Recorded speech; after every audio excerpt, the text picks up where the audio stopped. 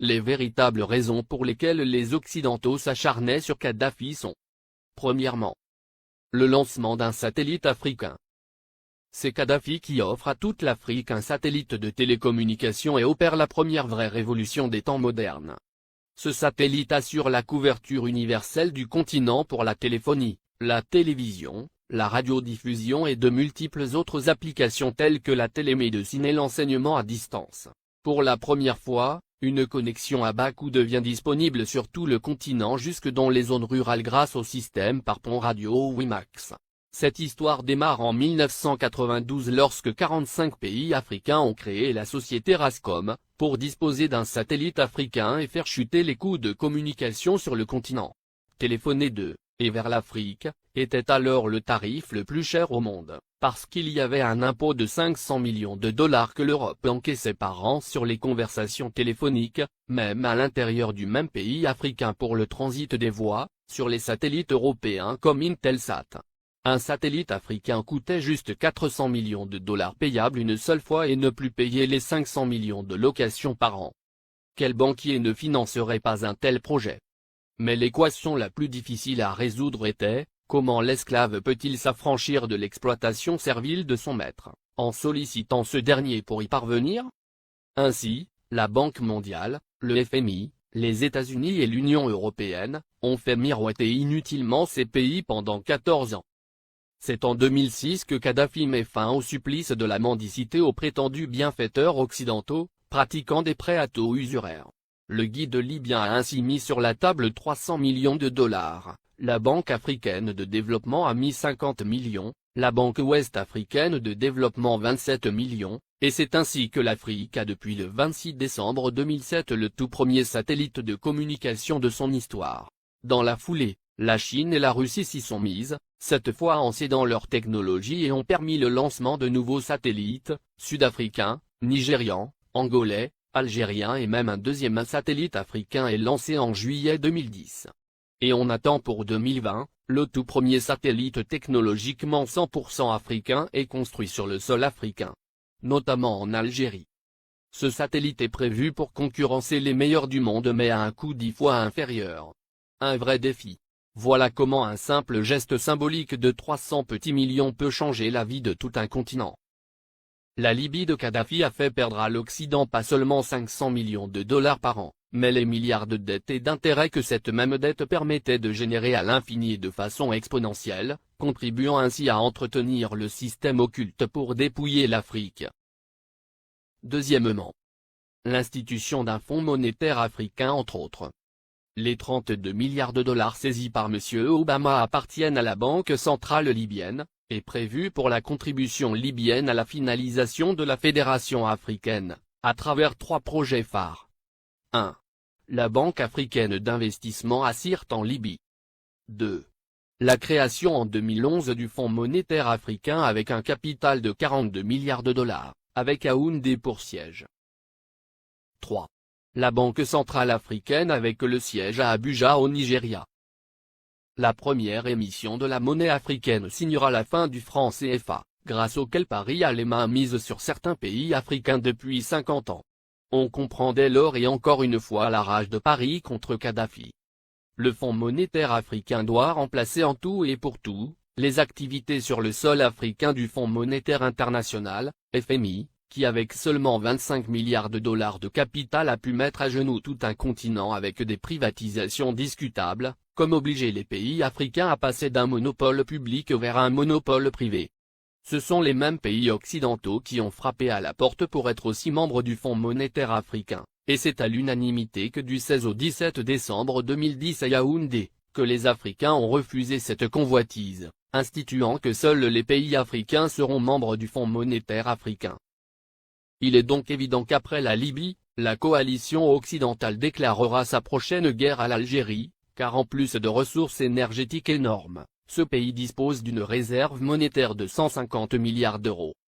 Ce qui devient la convoitise de tous les pays qui bombardent la Libye et qui ont tous quelque chose en commun, ils sont tous financièrement quasiment en faillite. Les États-Unis à eux seuls ont 14 000 milliards de dollars de dette, la France, la Grande-Bretagne et l'Italie ont chacun environ 2 000 milliards d'euros de dette publique. alors que les 46 pays d'Afrique noire ont au total moins de 400 milliards de dollars de dette publique. Créer des fausses guerres en Afrique dans l'espoir de trouver de l'oxygène pour continuer leur apnée économique, qui ne fait que s'empirer, ne fera qu'enfoncer les Occidentaux dans leur déclin qui a débuté en 1884 lors de la conférence de Berlin.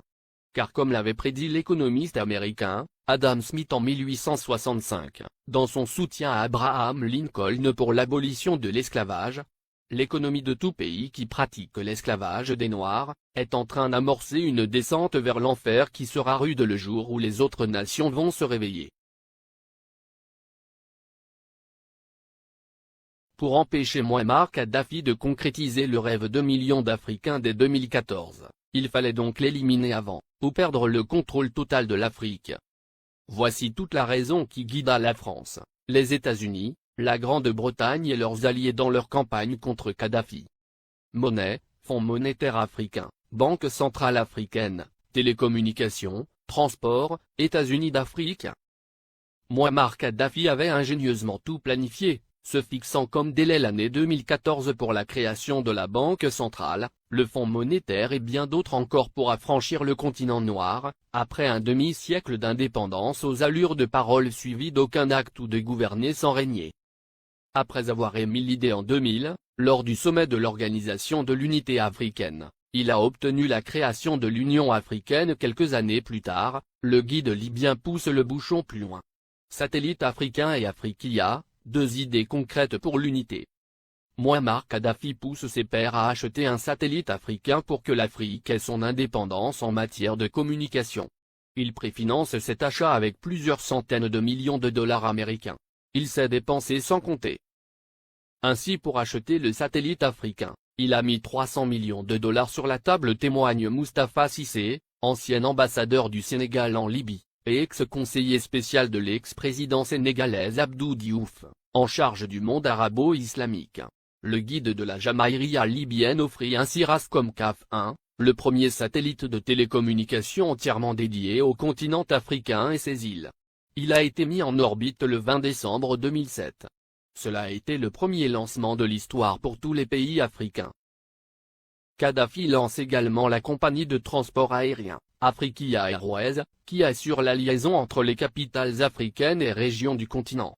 La compagnie offrait 4 vols réguliers entre Tripoli et Dakar, Abidjan et Le Caire, et bien d'autres. Beaucoup de gens utilisaient la ligne Afriquia pour aller à Paris. Parce qu'on pouvait faire Dakar, Tripoli, Paris, et retour à 400 000 francs CFA, 615 €, ajoute le diplomate sénégalais. Alors Tripoli était devenue une plateforme de communication entre l'Afrique, le monde arabe et l'Europe. La monnaie et la Banque centrale africaine en 2014. Kadhafi avait proposé la mise en place d'une union monétaire africaine, UEMA.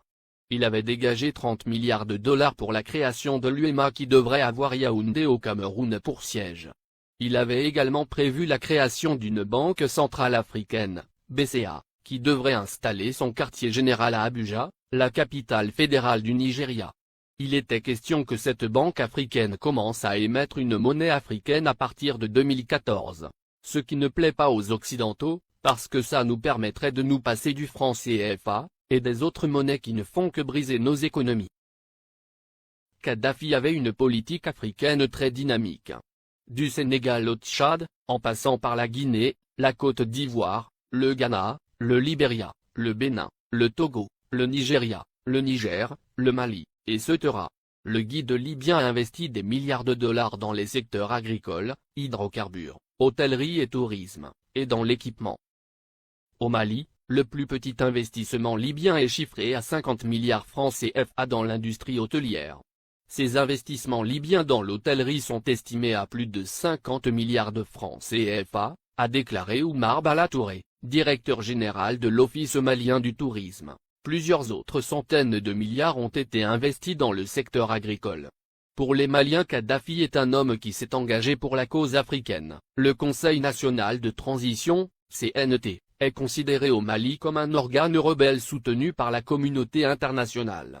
Dès le début de la révolte à Benghazi, et l'entrée de l'aviation étrangère, des associations musulmanes et des partis politiques avaient organisé à Bamako des manifestations de soutien à Kadhafi, dénonçant une invasion occidentale. Le guide libyen a, par ailleurs, dégagé plusieurs milliards de dollars pour la création de banques sahélo-sahariennes au Sénégal, Mali, Niger, Mauritanie, Tchad, et Ceuta, et le rachat de plusieurs compagnies occidentales en Afrique pour réduire leur emprise sur les économies du continent. C'est par exemple le cas de Mobil Oil, du groupe américain, ExxonMobil, qui est devenu Oil Libya dans la majeure partie de la sous-région ouest africaine. La Guinée-Conakry doit sa toute première chaîne de télévision à Mouammar Kadhafi. Il le lui a offert au nom du peuple libyen comme présent au peuple frère de la Guinée en 1979. Il a également équipé l'armée guinéenne, de l'armement lourd aux uniformes des soldats pendant plusieurs décennies. Sans compter un appui financier gigantesque. La vie des Libyens de l'ère Kadhafi. 1.